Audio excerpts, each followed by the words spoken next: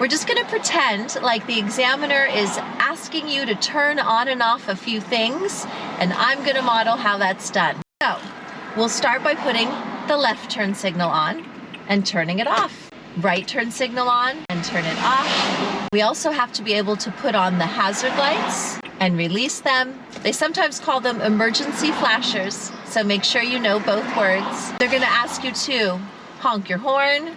They're gonna ask you to turn on and off your headlights. They're also gonna ask you to turn on and off your windshield wipers. And they're gonna ask you to point to where you would put on your window defrosters. So just make sure you know where that button is. It looks like the windshield wiper with warm air flowing up to clear the windshield. They'll ask you to tap your foot brake, and that's just your regular brake. They want to make sure you know how to use the brake before they get in the car with you.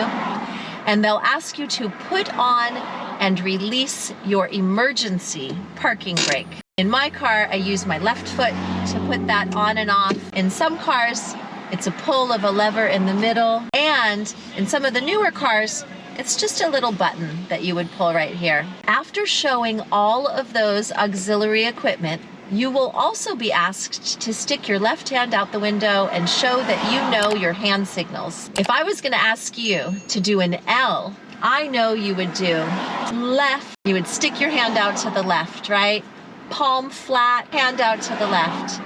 If I want you to do right, you're gonna make a right angle with your arm. And to stop, you're just gonna twist your hand down so you make a flat paddle with your palm to show that you want people to stop. After you demonstrate that you know how to use the car, the driving examiner is gonna come get in the car with you, and they're gonna be your passenger. You're gonna make sure anyone who ever gets in your car puts on their seatbelts. If somebody didn't have their seatbelt on, it would be your responsibility, and you would get the ticket for that person. You'll begin by driving out of the DMV parking lot. You'll do between a 10 and 20 minute drive around the neighborhood of the DMV, and they'll ask you to show a specific set of skills. In every DMV around the state of California, you use the same testing instrument. It's a calibrated test, and all the expectations are the same. So if you really want to pass the road test, then you need to check out Zutobi. Zutobi helps you focus on what's important for your test and then teaches you how each maneuver should be done correctly, step by step. Not only will you be more prepared for your driving test, you'll also feel more confident and safe when you're driving.